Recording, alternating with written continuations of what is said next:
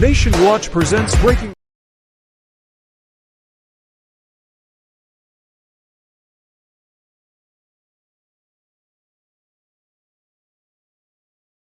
Nation Watch presents Breaking Down the Issues, a program taking a closer look at the concerns and problems affecting the quality of life of our citizens in their homes, communities, and country. Now here is your host Shurwayne Holder, Member of Parliament, breaking down the issues.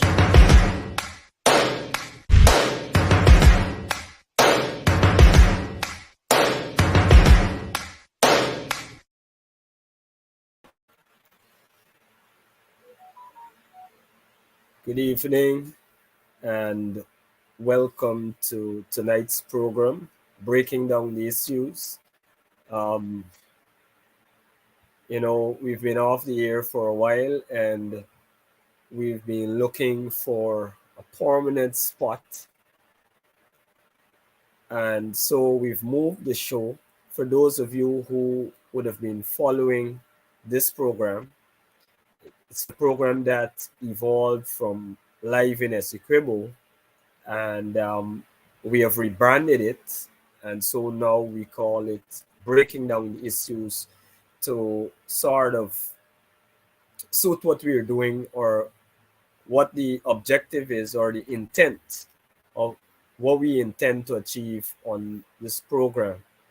And so we thought that Breaking Down the Issues was the most suitable name because what we want to do is exactly that, break down the issues so that ordinary people can understand. Wherever you're in doubt, I meet people every day on the roads, in the streets, at the park, all over the country who are not clear on a number of issues. Not clear on the position. They mightn't be clear on the position that we're taking, or they might not be clear on the position the government has been taking. And so on this program, we want to do exactly that. We want to break down these issues, or we could say disaggregate the issues so that everybody could understand what exactly is happening. I'll just, spend 2 minutes maybe so that you can share the live. We usually have a number of persons here from across the country, in every region, across the diaspora as well. And so we just want to give a few seconds to allow them to come in. Just share the live. If you can do one thing for me tonight, you can share the live. I want to say a happy Sunday to all Guyanese, both at home and in the diaspora. I know that Saturday is considered as a Sabbath, but I also some people consider Sunday as their Sabbath as well, or their day of worship. I hope that you can invite me into your homes for 1 hour every Sunday from 7 p.m. to 8 p.m., where we can discuss these issues. I will also attempt to answer to any significant comment that I may pick up. So feel free to put your comments in the comment section. Good night to all those who would have joined us. Breaking down the issues tonight. Please share the live. Go ahead and share the live. We'll just wait a couple of seconds. See somebody from New Amsterdam. I had a very good friend and comrade, former schoolmate who would have passed from New Amsterdam, Comrade Javon Stevens, who would have passed away suddenly. So I want to first extend condolences, to the friends and family, to his wife and kids there in New Amsterdam. condolences to you. Javon was a friend, he was a colleague, he was a comrade, a member of our party, and so also as chairman of the People's National Congress Reform. I want to extend my sincere condolences to family and friends of Javon Stevens. May his soul rest in eternal peace. I see persons coming in, so I want to get straight into the program. Please share the live. Now, this program is meant to be a serious program where we analyze these issues, as I said, the issues, the everyday issues that are affecting us. We will take a look from time to time at what the vice president is saying at his press conferences. We have to disaggregate that as well. We know that the PPP has a very good propaganda machine, and so they come out telling a lot of lies, misinformation, and so we've got to disaggregate that and break those down for you. And that's on Thursday. On Fridays, we normally have the leader of the opposition. Sometimes I might be on that press conference myself. And so, again, we would break down those issues here so that you can have a firm understanding of our party's position, our policies, our position on certain issues. I see persons here from Port Kaituma. We have lots of supporters there. It's a strong area for us there in Region 1. Please go ahead and share the live. I see my friend from Pomona. I see my friend from Pomona here in Region 2. You know, Pomona is traditionally a stronghold of the PPP, but in the last local government elections, we saw an increase, a drastic increase in support for our party and our candidate. And so we will continue to work with that community. I think people who would have historically supported the People's Progressive Party are quite dissatisfied with what is the state of the country at this point in time. And so they are shifting away from the PPP. And that is why we see the PPP trying to counter that by going into some of the traditional support areas for the PNC, APNU, AFC. And we see them going in there and trying to bribe people, they're seeking out a few criminal elements and seeking to give them something so that they can win their support. So we have to be very, very careful with that. We know their support base is dwindling. The sugar belt has its problems. They brought back Gaisuku spent over $30 billion and counting since they came back in 2020. But Gaisuku, its performance has been worse, and it keeps going down. It keeps spiraling downwards, even as they open new estates and pump tons of money into that industry. It seems not to be going in a positive direction. But tonight we don't want to talk about that. We'll not get too much into Gaisuku. There is an outright crisis in the country. There's so many issues that we can deal with. So many issues affecting you. I see people already posting their problems on the chat. Yes, we understand.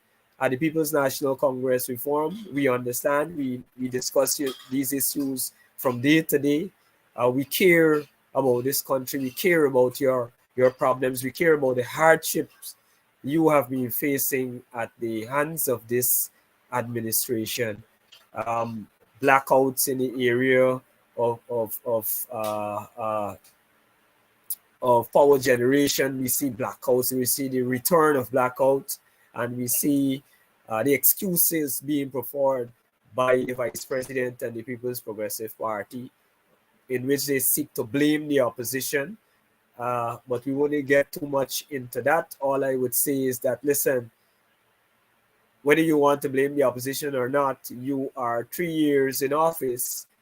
More than half your stint in office is complete, and you have way much more money, 10 times over, maybe more. They have that at their disposal. And so the general expectation is that they would do better than the previous government. As it is currently, they're not. And so that much I would say um, on that sector for tonight. We can look at infrastructure, public infrastructure. Roads are crumbling. I see they made an excuse um, for the one red road next to the stadium. But then if we look at so many other roads, we look at the the East Bank Road that is also bulging and crumbling. So many things are going on in this country, in a negative way that is impacting the population in a negative way, and you tend to compare. The population is now comparing after 3 years with this government in place. They are comparing what would have obtained from 2015 to 2020 with what is happening now in the country, and it's a real contrast in most areas. It's very contrasting. um, we believe healthcare as well. Yes, I see somebody saying healthcare is also in crisis. All we're hearing about is 6 new hospitals or 12 new hospitals, but it doesn't make sense that you build new hospitals, but you don't take care of the ones that are existing, that they don't have drugs, that they don't have the equipment, that they don't have the nurses and doctors, the human resource, the most important element, you know. And this country clearly is in crisis. Uh, Many persons thought that oil would have improved our standing, improved our standard of living. But unfortunately, under this administration, because of poor management, incompetence, corruption, etc., we are where we are today.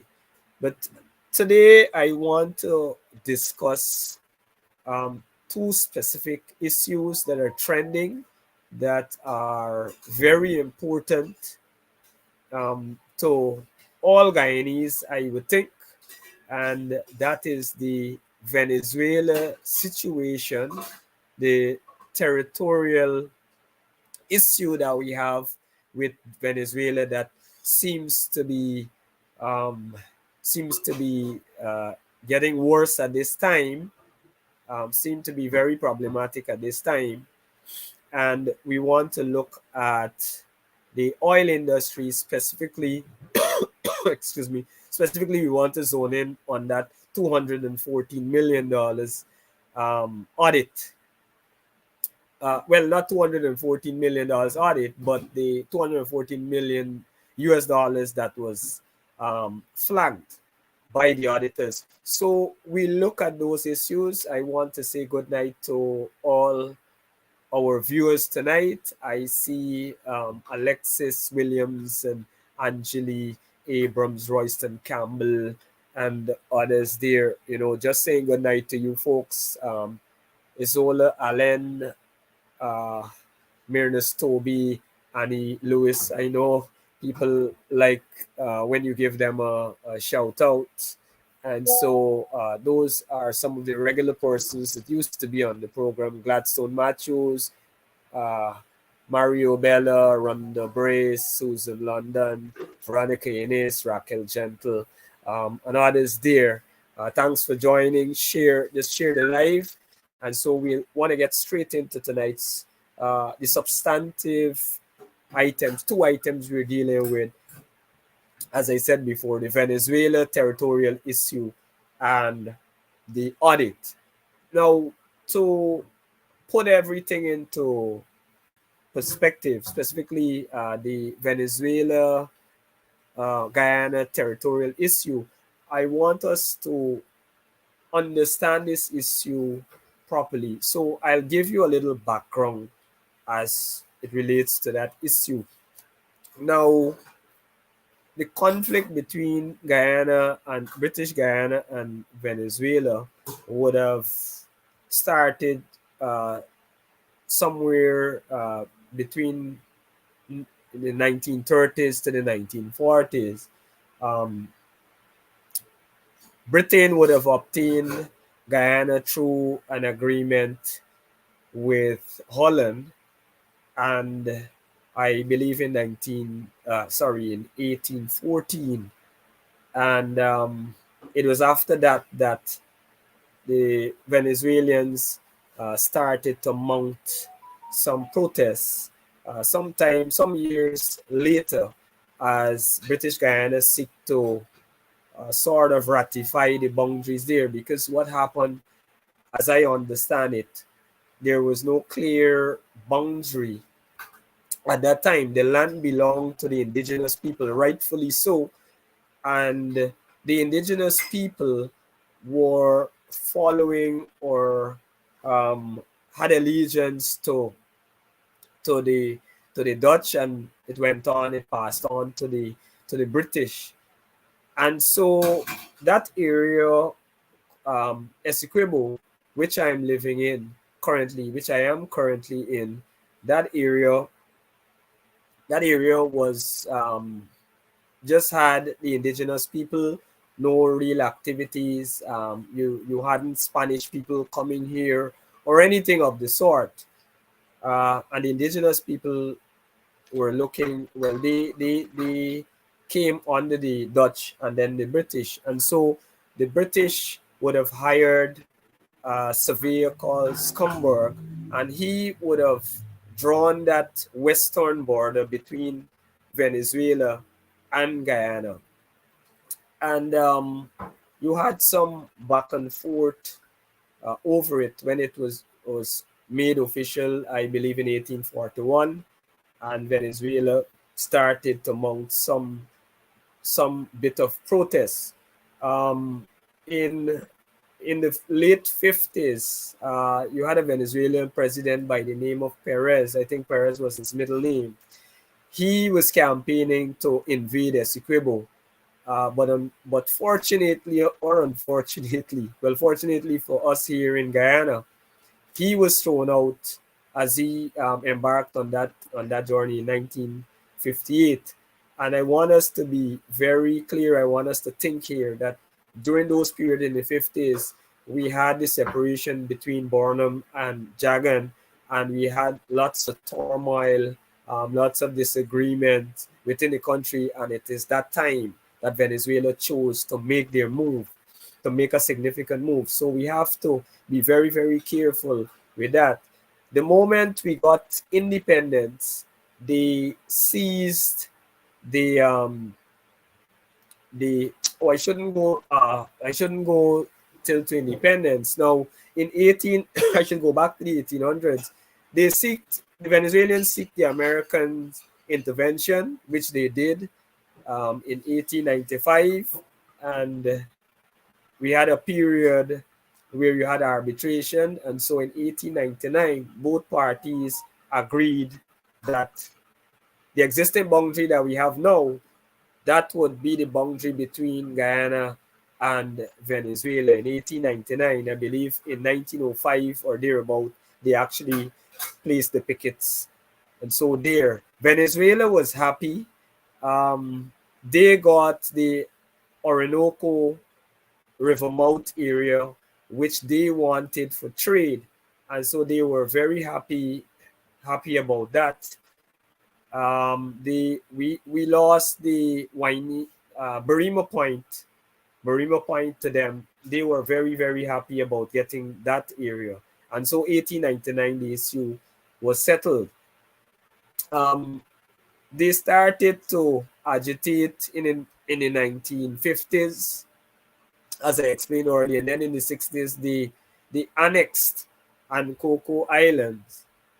They built a permanent base there, an airstrip there, and they took it over. So that no longer belonged to Guyana. from that point. I believe it's in 1966, sometime in October 1966, just a little while after our independence.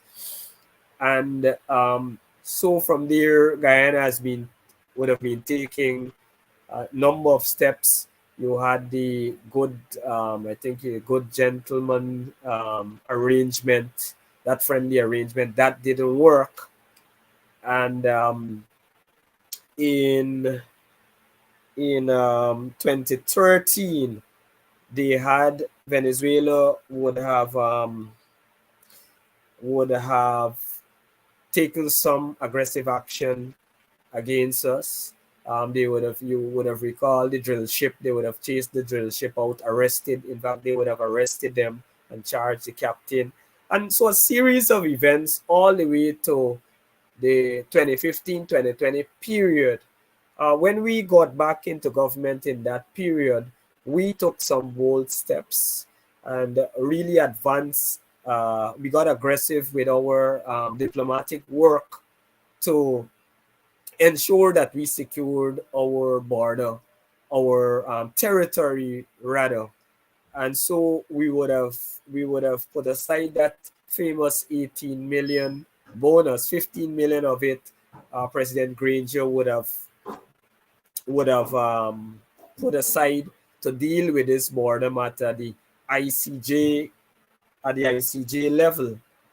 And recall the PVP would have been running around to say that we stole the bonus and all sorts of madness. But in fact, they are using that very 15 million US out of the 18 million US. That is what is being used now to fight our case at the International Court of Justice. And so I just wanted to put that on record. In 2015 also, when we came in May, I think it was the 27th of May 2015, that is just after David Granger was sworn in. They would have issued another decree. President Maduro would have issued another decree, and that is how it went on.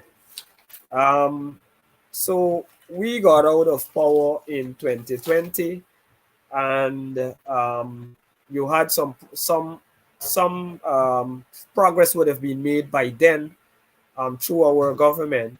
And so in 2020, you'd recall that the ICJ would have ruled that it had distinction. There was this question as to whether the ICJ, the International Court, had distinction. And so Venezuela was challenging that.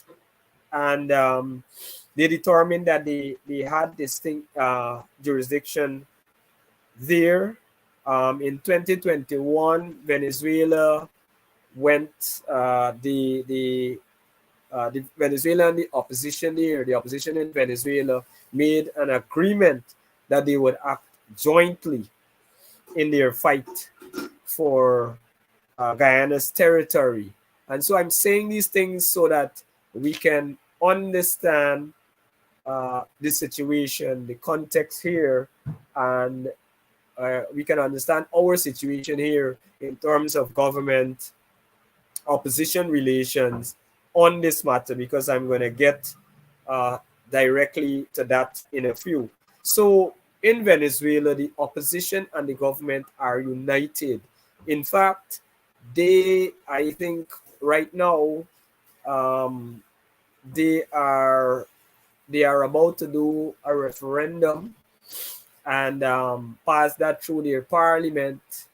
They are putting a referendum to the people to determine whether they would follow through with the international court process, or they're going to pull out from that, or they decide that they are going to invade Essequibo. All these questions we suspect will be in that referendum, and I think their citizens will have to vote go through a process of voting to say to the government what is it that they want to see, the action that Venezuela should take. So we've got to be very, very careful. This is a very serious situation, very serious development, but our government here seem as, and I put it as the leader of the opposition said at his last press conference, they seem to be sleeping at the wheel. We know that foreign policy has never been the PPP's strong point. They are more transactional. They don't understand foreign policy the way we do, the way the PNC um, understands it.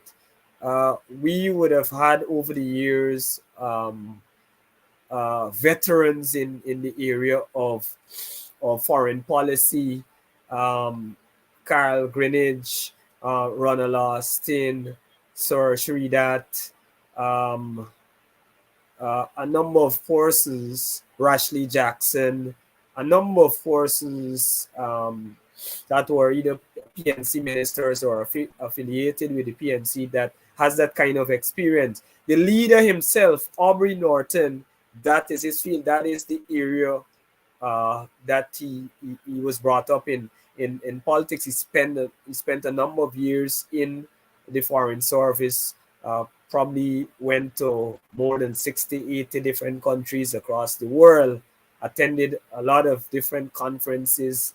And so Aubrey Norton has that kind of experience.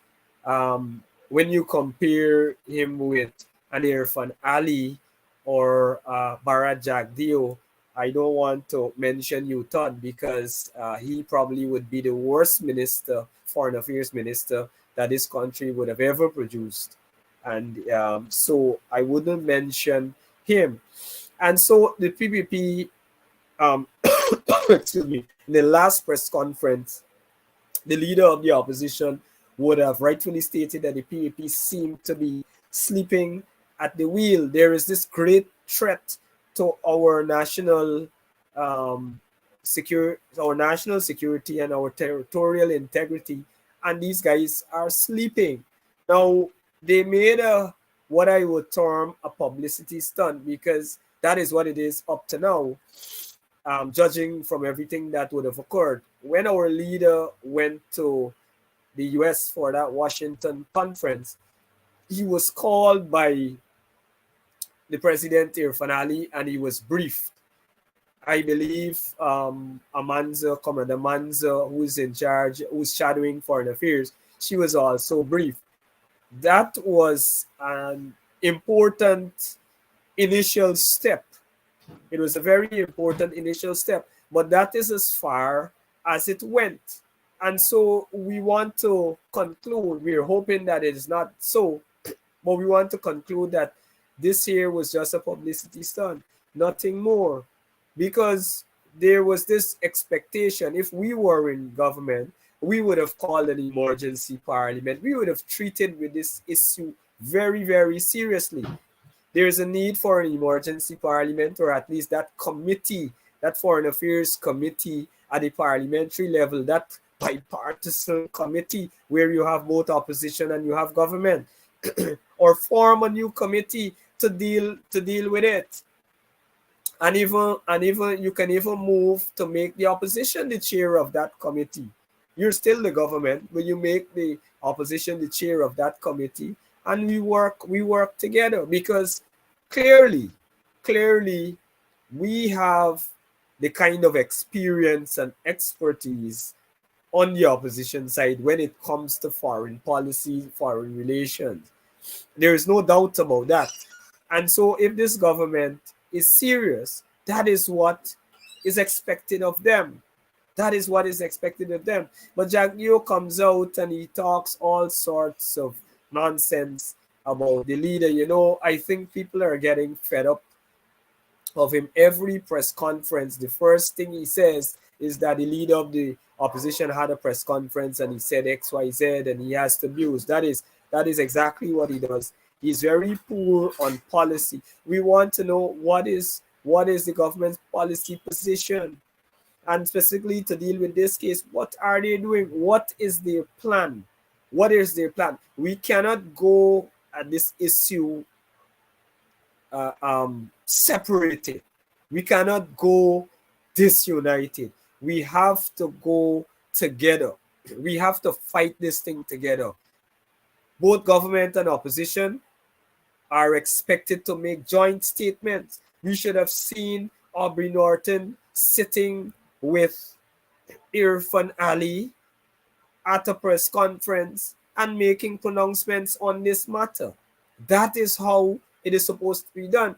If we look at the case of Israel and Palestine, and I'm not saying that Israel is right or Palestine is right, but I'm looking strictly at the approach here. Immediately, Israel had an attack on their brutal attack on their people.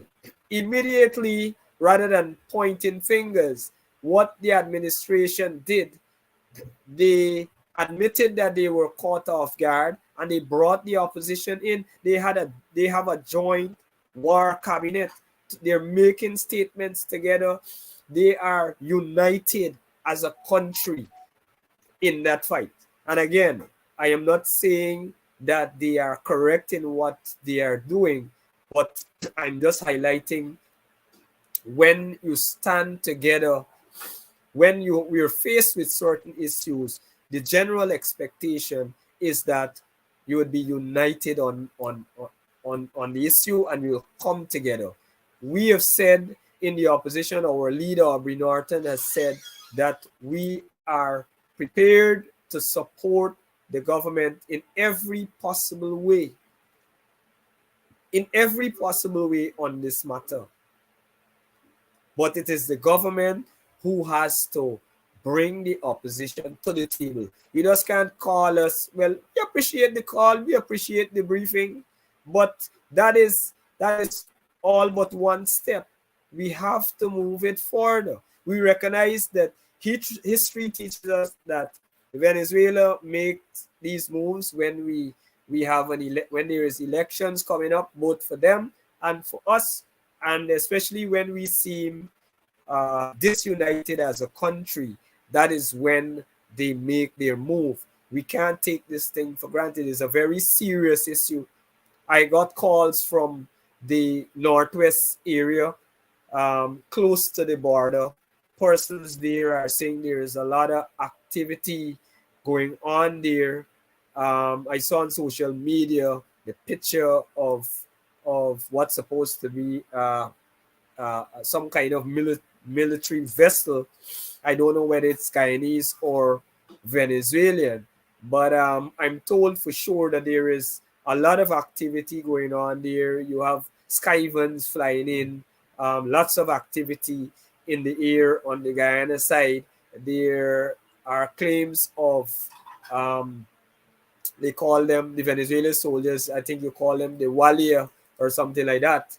There are claims there that people are seeing them from time to time. So there's a clear, at least what we're learning is there seems to be some provocation going on. We're certain that they are on the border for sure. They would have claimed, Venezuela that is, they would have claimed that they're just conducting their activity there and they're trying to prevent illegal mining. But I don't know that you have to use war tanks and these heavy equipment to prevent mining, illegal mining. And so I don't think if the government is buying that, then they're clearly at sea as it relates to this issue. Now we see in the newspaper that the ambassador, the Venezuelan ambassador, has been summoned to speak with the PPP government, with their cabinet.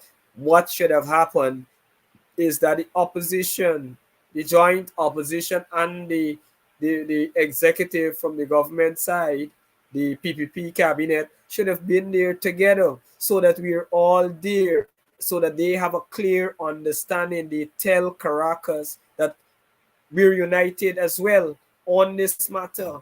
But that is not happening. They're not treating with this issue in a serious way. And it's very, very unfortunate. You know, their incompetence is very, very glaring. And I trust that within the next few days that they will get their acts together, recognize that they would have made a number of errors, and seek to correct it. There needs to be more opposition involvement in the matter.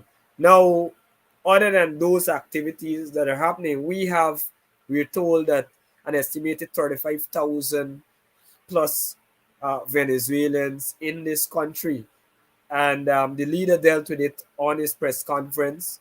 Jack Dio went out on Thursday and seek to debunk what the leader said earlier in the week, um, giving statistics from 2022. But we are approaching the end of 2023. I don't know if he doesn't understand that within a matter of days or months you can have thousands upon thousands of Venezuelans passing through the border. We're told that we have over 35,000 in the country, and there seems the government seems not to um, be focused on scrutinizing each and every poor Venezuelan that comes through that border. There are no checks to see if they are Venezuelan agents, for example, um, coming into our country. We know that every Venezuelan, when you're 18 years, you gotta serve in the military. You gotta do about 2 to 3 years in the military, and so it is anybody guess that you will have trained military personnel here from Venezuela. You will obviously have spies in here. They obviously would have spies here trying to map out the ground, see what exactly we're doing, get a feel as to what we're saying and what we're doing here over here in Guyana. And so the government is really there's a big lapse here in dealing with this matter. But I think we think that they are allowing these Venezuelans because they can slip some of them through the crack. You would recall that in 2021, um, I believe August 2021, and the leader dealt with this at one of his press conferences. The PPP would have passed an act in Parliament to basically allow anyone to get a birth certificate without producing any documentation. Before the law spoke to the law under the law, you had to go in front of a judge or you had to go in front of a magistrate, and you had to present certain documents. In Trinidad, you have that is what you have to do. You have to produce your information on where you were born. You have to produce your immunization. They ask you for your immunization card. They ask you for something to show which school you went to, so that they can recognize if you're a legitimate applicant in this country under this act passed by the People's Progressive Party. Any Venezuelan can get a birth certificate. All you have to do under the new act, all you have to do is to present whatever you want to present to somebody, some leader, community leader, especially in these indigenous communities, a community leader to show you just present yourself to them. They can swear for you in front of a JP, and many of them are JPs, many of them. So we can foresee the PPP colluding with their members that are JPs and community leaders within those indigenous communities, and they give them birth certificate. We've had a number of cases of it coming to GCOM where our scrutineers would have objected. So we are well aware of this attempt, the attempt at this illegality, and obviously they're trying to get these people to register, so that they can vote. And they're thinking, hopefully, because they would have given them citizenship within this country, they would naturally vote for them 2020. So that is the plan. They're playing a very dangerous game.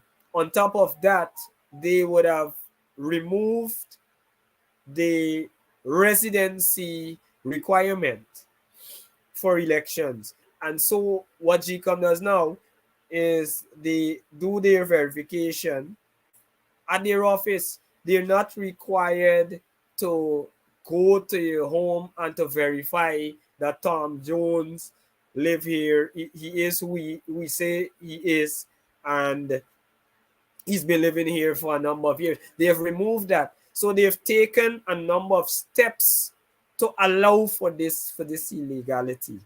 And you know, they put out there to say that they're simplifying this process, making it very easy for you to get a birth certificate, but they're using that to mask their original plan. They're using that because many persons are still complaining about the length of time it takes to get uh, a birth certificate. Many persons are complaining about the length of time it takes to get a death certificate because the act covers both birth and death. And so the real intent here is exposed. The real intent here is exposed. And so our position is that, look, under the UN, under we have some obligations as a country that would have signed on to UN human rights rules, etc. And so um, we don't have a problem with refugees coming here. They have a crisis over Venezuela, and so we have to satisfy our obligation. But refugees, they must be registered as refugees. They must be registered. I'm not sure. We are not sure that the government has a register. We're not sure of that. If so, the leader of the opposition, and he said this at his last press conference, he asked a number of questions. He asked that the government present the state of registrants of Venezuelans, registration of Venezuelans. He's asking specifically how many is registered in 2023, how many are children of Guyanese descent. We know that there are some Guyanese coming back, some folks who are born over there to Guyanese parentage, and so they have a right to come back here. But we want to know the number. Why is it a national secret? What is it that they have to hide? He's asking also how many are Venezuelans with no linkage, no parental linkage to Guyana, and how many were refused entry on the condition of being Venezuelan agents. And how many are refugees in the country? We intend to put this, to ask these very questions through the parliament as well. But the government can save us the trouble and be transparent and accountable to the people as they often claim they are, and provide us with this information. We have to keep our eyes and ears open. I'm asking supporters, I'm asking even non supporters. This is a serious matter. Even if you support the People's Progressive Party, we cannot allow a situation in this country where there is a significant amount of Venezuelans who get documented and then are allowed to um, to participate in our election process. There are a lot of harm to come to Guyana through that, through the electoral process. Our culture can change. Our way of life here can change. We can lose our identity as a country, and so there's a lot there to be lost. And uh, if this government will not be responsible, we have to be responsible. In the opposition, we will be responsible. And as citizens, I want to urge you to be responsible as well. Let us look out. Let us keep our eyes and ears on the ground. Let us follow what is happening. Let us put pressure. Importantly, let us put pressure on the People's Progressive Party so that they can get it right. Essequibo belongs to us since 1899. That issue was settled.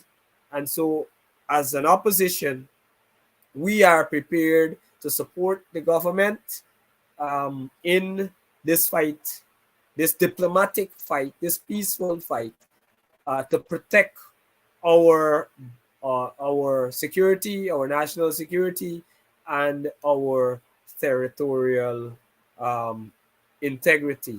Let us continue to keep our eyes and ears open. I'm just looking at the time. We're fast moving. I think we ended. We started rather a little excuse me, a little late, a few minutes late. And so we have a few minutes more. So I want to move into another pressing issue so that we can discuss it. Let me just look at the comments, see if there are any questions there. I see Royston Campbell is saying that the PPP is incompetent and that is why they're playing that blame game after 3 years in office and with oil.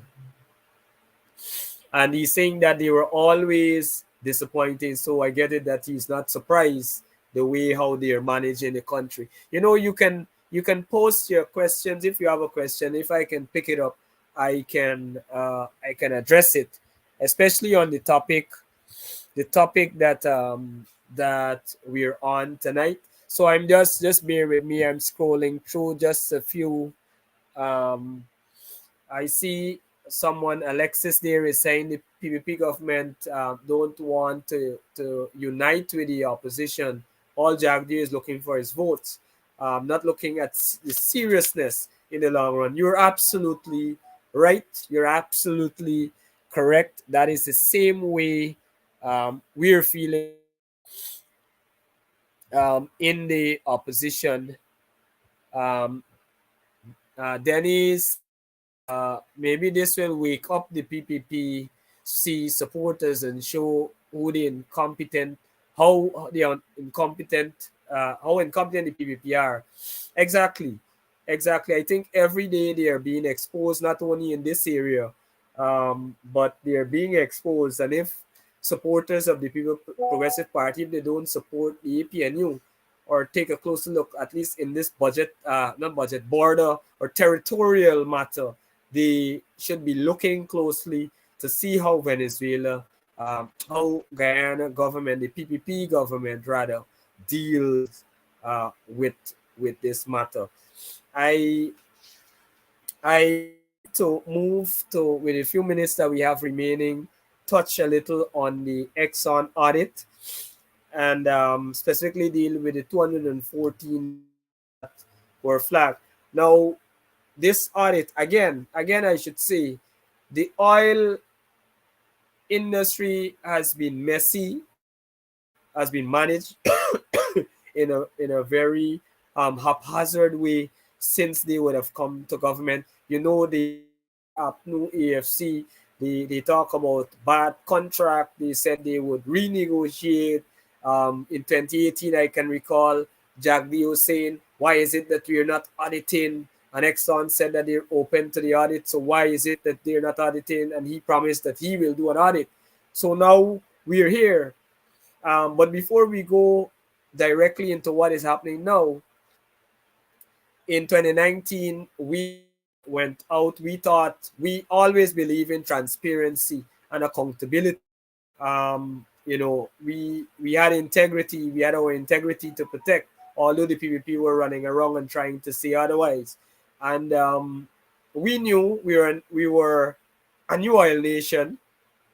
We lacked experience, and so we could not have gotten everything right. But within those 4 years, we would have looked at our mistakes and seek to correct them. And so we thought that we should have a reputable company and to do the audit, to audit our Exxon oil expenses. And so we went out and got IHS Market, a British company, um, very big company that does this kind of work. And we spent a huge sum of money. These things are not cheap. We got a loan from the World Bank, I believe, and so we withdrew a good amount of it, and we initiate the process. It was not only for audit, but it was to build capacity in the management of the in the prudent oil industry. The PPP came in. The PPP came in, didn't touch that money for I believe 2 years. In 2020, had to downgrade our performance on that project because they treated it as project, and the PPP were doing nothing with that money. They had no intention of doing any audit. They dragged their feet on it. When questioned again by Kaicho News and others, Jack was that they were crafting a different policy, looking work to utilize the monies. And I believe until the World Bank threatened to pull back those monies, then and only then they moved to do the audit. Jagdeo had that excuse in 2021 that they could not find any local grouping.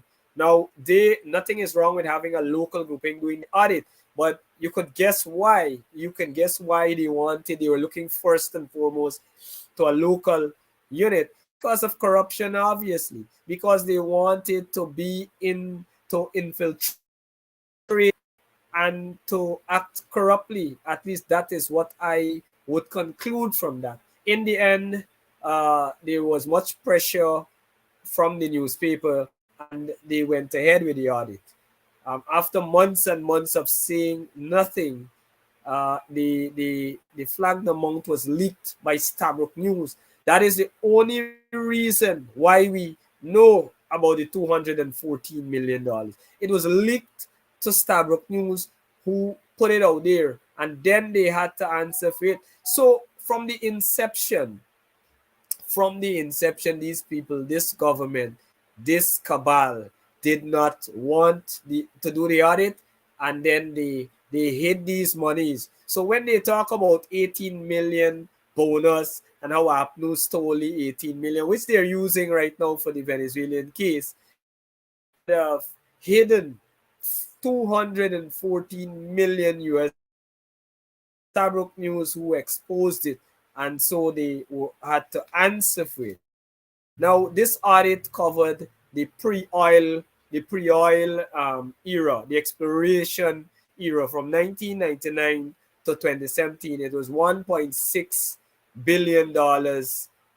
They had to audit expenses, and so the IHS Market Company, they would have stated clearly that Exxon did not provide adequate documentation for 214 million. To be exact, I had the amount.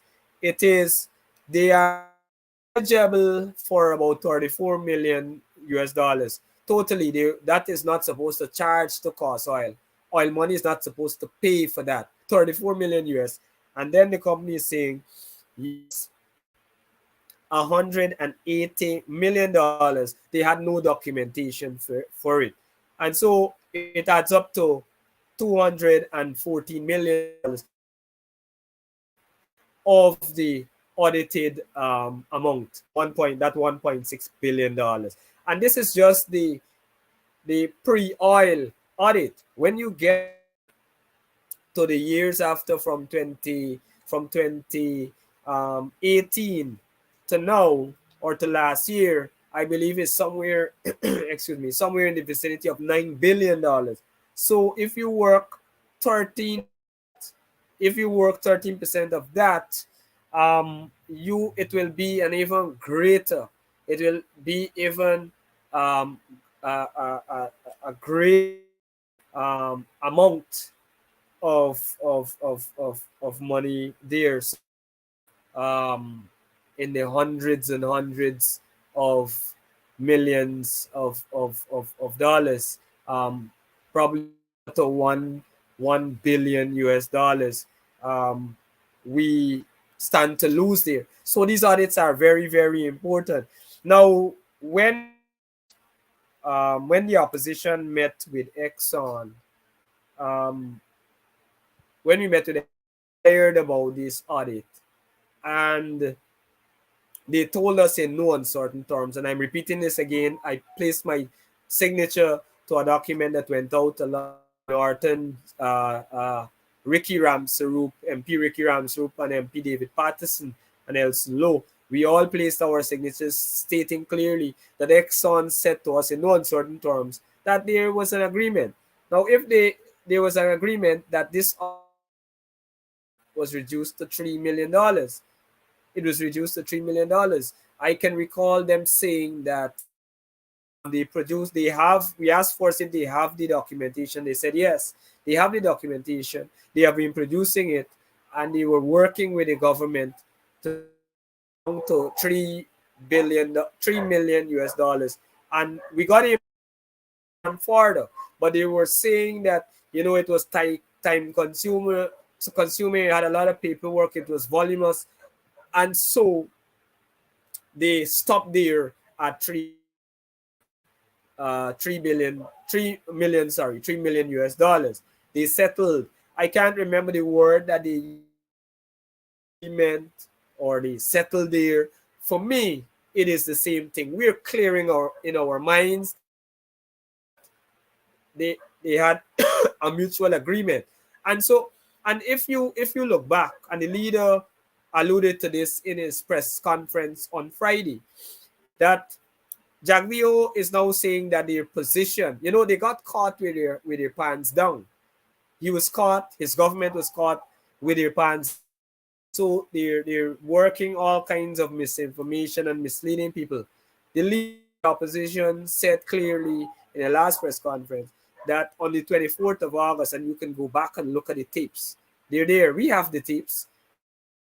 Though it's long, about 2 hours long, if you look at it, when asked, Jagdeo said that it was reduced to $11 million, and that's the information coming from the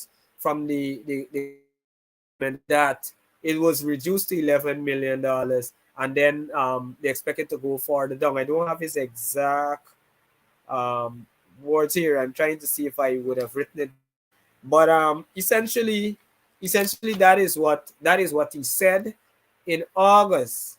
And then he spoke about later on when he spoke about him and Minister Barrett, the supposed to be in charge, but not. The two of them in some meeting with the government folks at the ministry there, where about these things. So to come later and to say, well, it's Gosai, this fellow Gosai, it was he who took it upon him, negotiated down to 3 million, and he could not have do that and throw him under the bus. It cannot work. We are not fools as Guyanese. The Guyanese people both support the APNU, AFC, and even who support the PPP, traditionally or historically, they're all questioning this. Nobody believes him. Nobody believes him. You can't do anything in the oil industry without Bar Jagdeo. The minister hardly ever keeps a press conference. I don't know if he has ever done a press conference. He ran out and put a statement which was very contradicting, which had more questions, which raised more questions about the monies being reduced to $3 million. Do anything in that industry without Bar Jagdeo knowing? How could someone, not even the PS, not even the permanent secretary, can do anything without directives from the government? And we know that. We know that. The country knows this. And so we're very, very certain that they would have been working quietly with Exxon. Ask me, persons right to tell me, Exxon threw us under the bus, and agree with that 100%. You gotta be careful with the headlines. You gotta be very, very careful. I think what Mr. Alistair Rutledge wanted to say that, or what he said exactly, was that he didn't say to us there was a final agreement. But he did say agreement. He did say agreement. If he didn't use that word, he said settlement. He said either agreement or synonyms, all the same, very much the same. They agreed that they're going to stop at $3 million. That is occurring under the People's Progressive Party. That is the People's Progressive Party. Once those auditors would have flagged that, I am happy with Stacia. Stacia seems to still have intact. He is one of the good ones that worked under us and there, but he seems to have his integrity intact. Look, the 214 is what we will stick by. 214 is what we'll stick by. If you understand how an audit works, there is that period where the auditor would flag these monies, and then you have a chance to prove to them that you would have spent this and you're authorized to spend this under the PSA, the production and sharing arrangement. Under that agreement, you are authorized to buy XYZ. If you have to buy a pen, the PSA authorizes you to use oil money to do it, and you have the bills to prove that you actually buy this pen. That is how the audit works. So when you see the flag, when you hear that they flag this money, they flag these bills, which amount to 214 million US, it means that, excuse me, that the auditing company would have already sorted that out. They didn't provide, as I said to you, $34 million. The audit company deemed them to be ineligible. They're not eligible to spend money on those items. It is not allowed through any agreement. And so $34 million is flagged for that. How then do you get to 3 million? How then do you get to 11 million? Worse yet, $3 million. And these are questions that the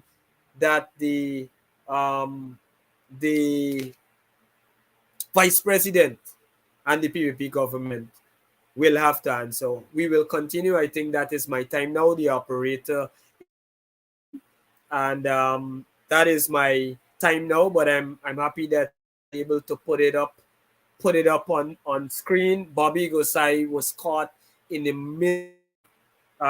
Says Exxon. Even Exxon acknowledge that. If you analyze Alistair Rutledge statement, if you analyze it, you understand that this was the fall guy.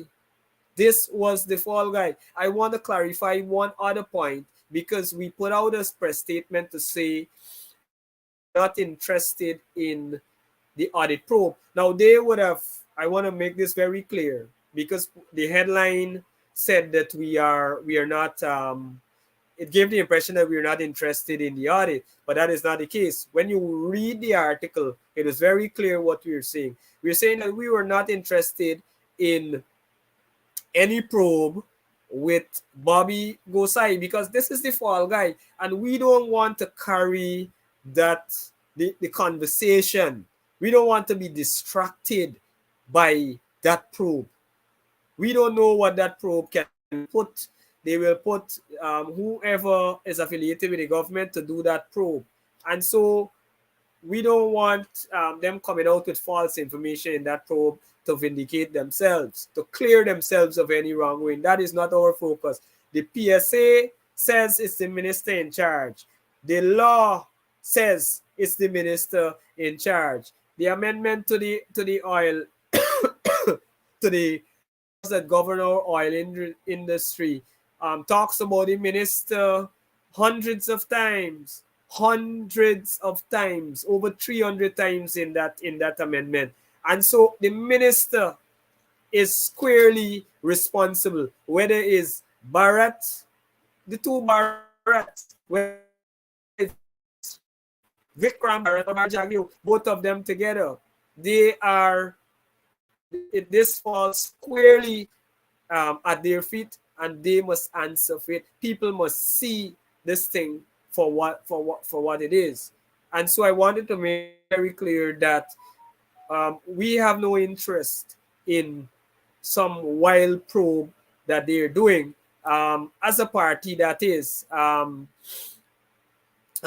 persons might have a different view of it, and we're open to that. But we want to, all we're saying is that we want to keep the focus on the government, and we don't want to be distracted by that. Um, the operator would have pulled up another heading there, which says the president orders probe. That is exactly what I'm talking about. This sham probe, we're not interested in that. And so the headline that would have carried sort of give the impression that, the opposition is not interested in the audit. That's not true. Our function is to scrutinize every move by the government, whatever they are doing there, and hold their feet to the fire. And that is what the leader of the opposition and our MPs have been doing. I see a slide here from Stacia. Stacia still seems to have his integrity, and he is squarely saying, but that it's $214 million as he understands it, but we don't know. We have to keep our eyes and ears to the ground, because we understand that this is a dictatorship that we're dealing with, and they force some of these heads to act outside of their job description, the things that they're not supposed to do. They have them doing, they pressure them into doing certain illegalities. We've got to keep a close eye in the opposition. We are going to keep a close eye on this, and we're going to continue to expose the people's with regards to these issues and other matters. That brings us to the close of tonight's program. I want to thank each and every one of you for joining. Please still share the live so that other persons can view it. I trust that tonight, as a member of parliament and as chairman of the People's National Congress Reform, I would have explained these issues. I would have broken down these issues in simple form so that you can have a clearer or a better understanding of the issues. That is exactly what we want to do every week on this program. And so I want to ask you to join me every week, every Sunday at 7 p.m. to 8, 7 to 8 p.m. Next week again, we will have another program where we will analyze these issues and discuss it so that the general public can have a better understanding of what is happening in the country, what the government is doing, and what we will do differently when we get in the government. Have a good night, a pleasant remainder of the night, and a pleasant Sunday evening. Thank you. Good night. Bye-bye.